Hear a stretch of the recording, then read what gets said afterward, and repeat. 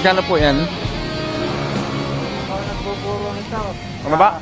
Ako nagbuburo, kaya nagmamantada. Baka naman si Ryan. Ay hindi, buksan mo boss. Yung binili ko kasi sa'yo dati si Ray. Alam nyo, Yung pula. ganito dati. Oh, yung pula. Baka nahalo yun. Eh, paano po yun? Hindi nyo papalitan? Papalitan. Papalitan mo? Oo. Kabait mo naman. Isang ganito po.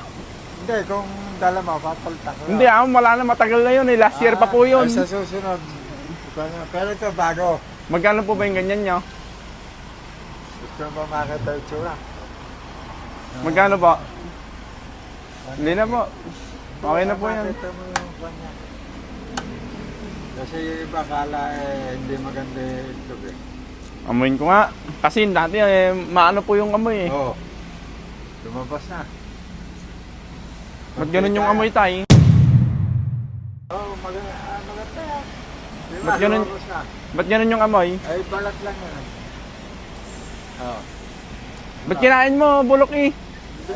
Ay, hindi po ba? Ganda talaga yung amoy? Oo. Sarap yan, maski Sige po. balat na. Oo. Magkano po isang ganito? 180. 180? Kumahal naman po. Oo nga, yun ang tinda ko dito. Wala pong bawas sa 180? Ganun lang tinda ko sa may counter naman akong tubo. Pagbilis bigas. Pag apat, magkano po pag apat? Huwag ka naman, parang hindi ka mahirapan tayo. Ayan pala, turo mo nga sa 180. 180, walang bawas yon. Ganun, sagad na yun talaga. 200 yan. 720. Inalis ko ng dente, oo. 720 po ano? Oo.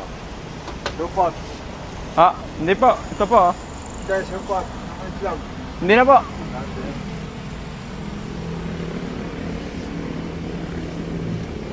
Bali, apat po no? Pagkaya mo yung supot. Hindi na po. Sa inyo na, ibenta nyo na lang uli. Binibiro lang kita. Sa'yo na yan. Opo. Hindi, tuturo mo. Matagal ko na kayo nakikita dito. Binibiro ko lang kayo kaninang mabaho yung itlog. Ang bawat na. Like ko po kayo nakikita kasi dito. Malalim na.